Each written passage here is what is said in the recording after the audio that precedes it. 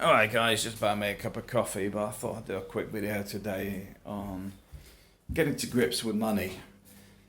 One of the things that we have in life is nobody really teaches about money. When you leave school, what did you know about money? What did you know about your career? Did anybody ever tell you to set up your own business and go your own way? What did they tell you? What job would you like to do? I don't remember anybody ever saying about setting up a business. Um, Reality is that the system is designed to make you to conform. And some people will go, oh, well, yeah, that's because otherwise people will just be wild and not get a job and not do this, blah, blah, blah. Do you know what? One of the problems we have today is the rise of automation. And nobody even talks about that because that would actually mean actually looking at a problem. Blaming somebody for not doing what other people are telling them to do is part of the problem, not part of the solution. The reality is that when you come out of school, you often don't know what you want to do. You've never been taught about money or anything, or managing finances, or really got into day-to-day living. I mean, this is what I'm still trying to get my head around well-rounded people. Because it seems to be a lot of people leave school with no bloody knowledge in their head around stuff that they actually do need to know. You know, a lot of people can't cook. A lot of people can't read and write. A lot of people can't just do daily tasks because they were never taught. And you take it to an education system, and they'll say, yeah, but they should have picked that up at their parents. Methadone, Mick, and whatever are bad parents. And you should be picking that up as a government because you love the nanny status or nanny state. Do your job. So the point being is there isn't a lot out there that actually helps us to develop in life on our own. It's about going to school, learning to be there at a certain time of day, learning to follow a certain path that you're dictated to, and quite simply conform. Don't question, just do as you're told. But often it's just a waste of time as well. And it's a bit like when you do college courses and stuff. Because what used to frustrate me was when you did a course, they go, oh, it's a 1-year course or a 2-year course or whatever. And I did a 3-year course in, I think, 3 or 4 months because I didn't sit and listen to somebody telling me what's in a book. When I wasn't in the lessons, I went and read the book. So when I went to a lesson, it was basically to ask the question, if there was something I wasn't 100% with, but it certainly wasn't a case of, you know what, I'm going to sit in this lesson for the next year or 2 years, listening to somebody dictating to me from a book that I could read myself. And that's the thing, you're then just coming in because the modular structure, you come in and you just sit the exams, and that's all I was doing. I was literally studying at home, doing what I could at home, coming into exam, and that was it. And I was done in 3 or 4 months. Now, they don't encourage that. They don't tell people they can do that. They want it stretched out, and I don't understand why people let people do it to us. Because all it is they're charging a phenomenal fee for something if you knuckle down you could do in no time. But that's something they don't teach either. But now we get onto the wealth side. One of the things you need to understand is the best person to look after your money is you. And I'm not saying you as in everybody, because if you're not good at managing money, well, obviously if you're not good at managing money, then you need to learn to manage your money, or you need to accept that you're crap with money and leave it to the powers that be. But for me, you get the financial institutes telling you they can manage your money, manage your pension, manage your investments, and then you sit back and go, but hang on a minute. Are you really the best people for it? If I look at the bank interest, like you get half a percent a year, yet I could make more interest, more than they would give me in interest, with a far less amount of money. I'll give you an example. Years ago, I used to do, on a construction site, I used to keep a box of jeans and a box of socks in the back of my car. And when it rained, people get their feet wet. Sun comes out, they want to dry their socks off. Still got wet feet. I used to sell them socks. They'll wander around the building site. They'd snag the jeans, or they'd snag it on the. Cause we used to build timber frame structures. They would snag them on the nails. They would rip the jeans. Guess what?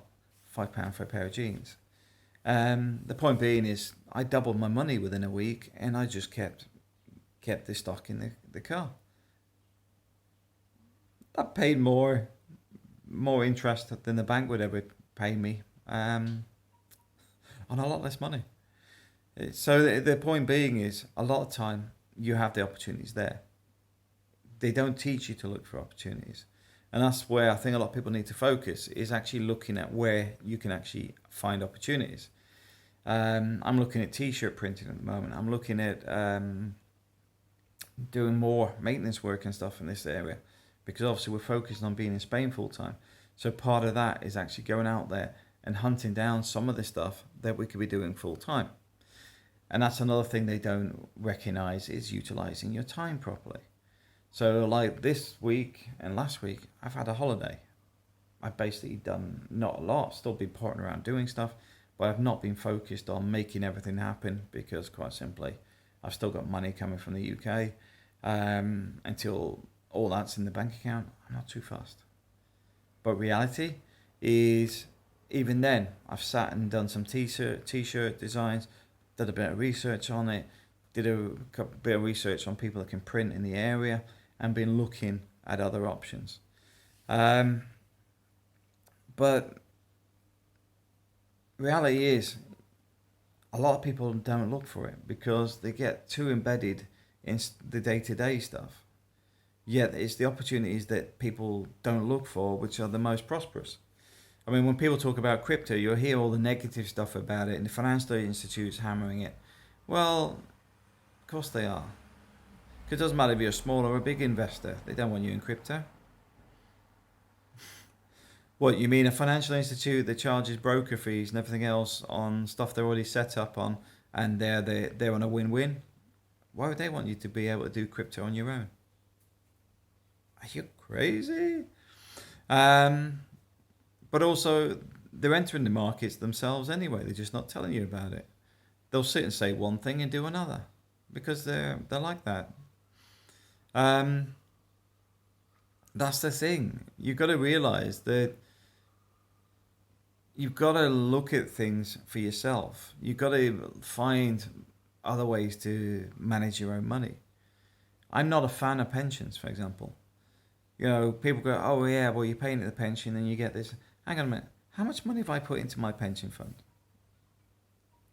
How much money could I have generated from the money that's been put in that pension fund that was taken by force from me? You know, they got state-funded pension. No, funded by myself. I paid for it. In fact, I paid for put more in than I'll ever get out of it.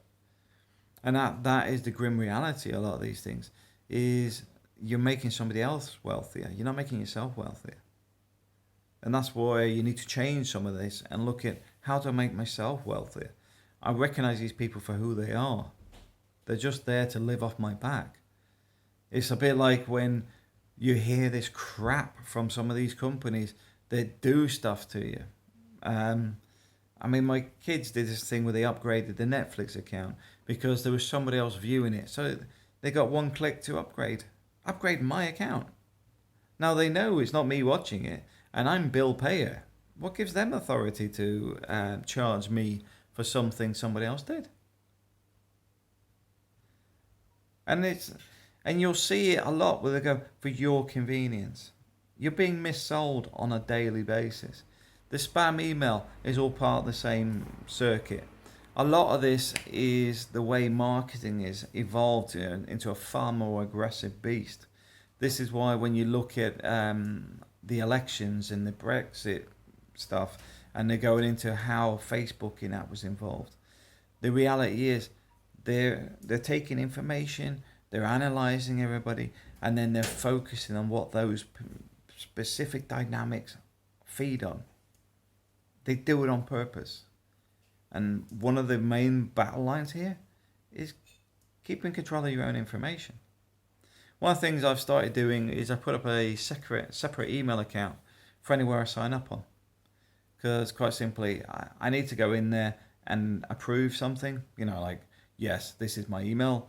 But after that, any emails they send me, I never see them because they go into a junk mail folder, not into my email. And then a lot of them still manage to get through. I've actually created an email just for crap. And I use it for everything. It keeps all the useless stuff away from your proper emails. And I do recommend doing that sort of thing.